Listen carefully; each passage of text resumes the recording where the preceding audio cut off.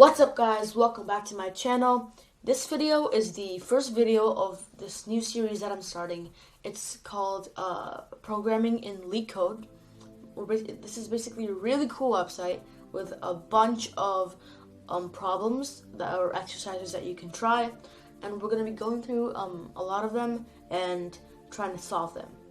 So this one is going to be integer to Roman, so we basically have to convert integers to Roman numerals. And so basically this is just explaining what they are, and these are some test cases. And now let's get into the code.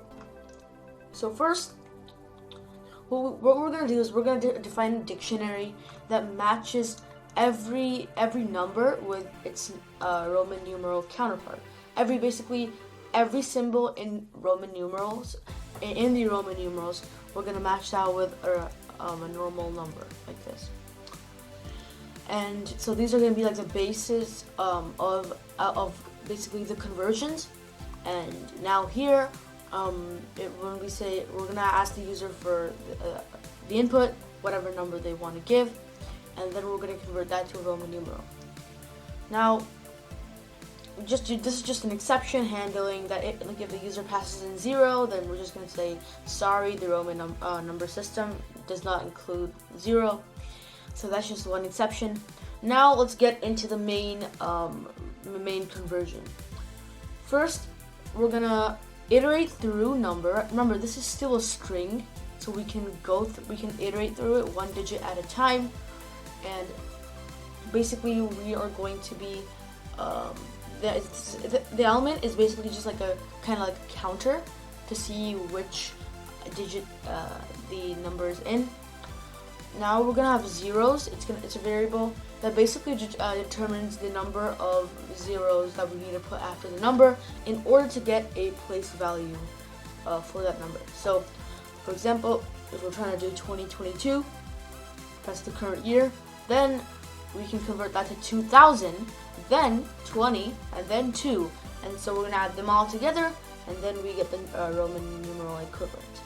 Now, to do that, we're just going to multiply 0 by the length of the number, and then subtract that by the current digit that we're on, and the current element, this counter variable. And basically, we're going to multiply it by 0. So if we have again, 2022 becomes 2000, 168 becomes 100, right? And so like that's what then we're gonna match that to the dictionary. Now, just for convenience, we're gonna convert this to an integer. And now, since we already took care of the zeros up here, we already took care of the zeros up here. If we encounter another 0 in the number, then we could just skip that iteration since it doesn't really matter. Now, if the place value is already in the dictionary, so for example, if the number itself is like 100, then we're just gonna append 100 to the Roman variable, which we're gonna be returning at the end, and we're just gonna continue. So that continue just skips the next iteration. Now we get into the kind of tricky part, but also like the fun part, because like we have to code like the Roman numerals are kind of different, but they have a pretty good system. And now we're going to convert that to code. Now, if the digit is 1, 2, or 3, then what we're gonna do is we're gonna match.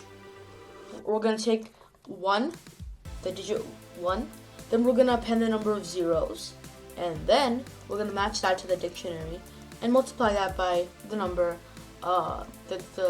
Basically we're gonna multiply that by the digit. Okay, that's what I meant to say. All right, so now this might seem complicated. What it basically means is, for example, if we have 30, then then that's gonna become 10, right? That's gonna be the closest match to the Roman numerals. Now here, we're gonna again take a 1, and then there's gonna be 1 0. So 1 plus 0 is 10, right? So we take 10, and the current digit that we're on, 30, we're on 3, right? So we're going to multiply that by 3. So actually first we're going to match 10 to the dictionary, then we're going to get x, and then multiply that by 3, because 30 is basically 3 tens, so 3x is x, x, x. Now that's for 1, 2, or 3. Now let's handle 6, 7, and 8.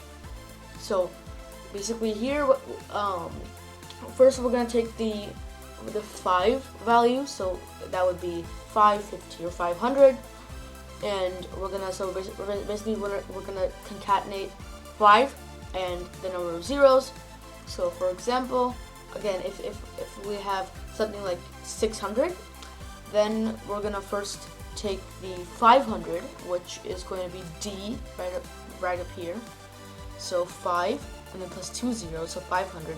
We're gonna match that to D in the dictionary and then add it to the Roman numeral, and then to handle so we've handled the 5 in the 6, but we need to handle the other one.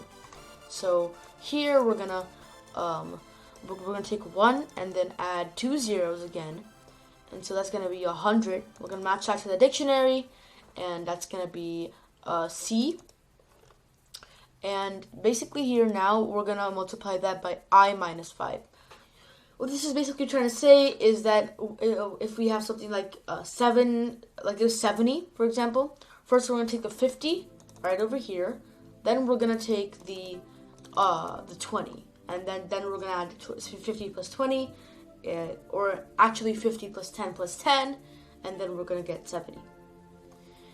And now just to handle, the exceptions, 4 and 9 in Roman numerals, they're kind of different because 4 would actually be IV. That's basically going to be 1. Basically, I is going to be 1, V is going to be 5. So basically, we're placing 1 before the 5 to indicate 5 minus 1, which is 4. Same thing with 9. IX means just x minus 1, so that's going to be 9. 10 minus 1. Alright, now to actually put this into action, what we're going to do is we're going to take the 1 and then add it, and then the zeros, and then we're going to take the 5 and then the zeros. So what this is basically going to do is, let's say if I have 400, right? And so that's going to have 2 zeros, so then we're going to match 100, okay, 100, and then we're going to match 500. So essentially that's going to be C and then D. So that's basically going to be saying it's basically D minus C because C is before. This is kind of like an exception. And so that would be 500 minus 100, therefore 400, right? Alright, now for 9, we're going to do the same thing, except now we're going to put a 10. So if I had 900, then that would be 100. That would be C, and then plus 1,000, which would be M. So CM. And if anything goes wrong, of course, we're just going to print that. This is just for debugging purposes. And then finally, we're going to return the number. Now let's test this out. Okay. So now when we enter our number, let's start out with something simple like 17. Then we're going to get X, that's 10, V, that's 5, and II, which is 2. 10 plus 5 plus 2 is 17. Now let's say we take some big arbitrary number, 678, and we get this huge number over here. So, and just to test, we could go back into Chrome and we could search up something like what was our number again? 678, right? So 678 Roman numerals. Now basically let me get here. Then we can verify that was our original number in the code. Alright, so yeah, that was basically it. I hope you liked the video. I hope you liked the process. I hope you liked the algorithm. I hope you liked the problem. If you did like it, then don't forget to hit that thumbs up button and subscribe button and share this video with all of your friends. That was it for this one, and I will see you in the next video.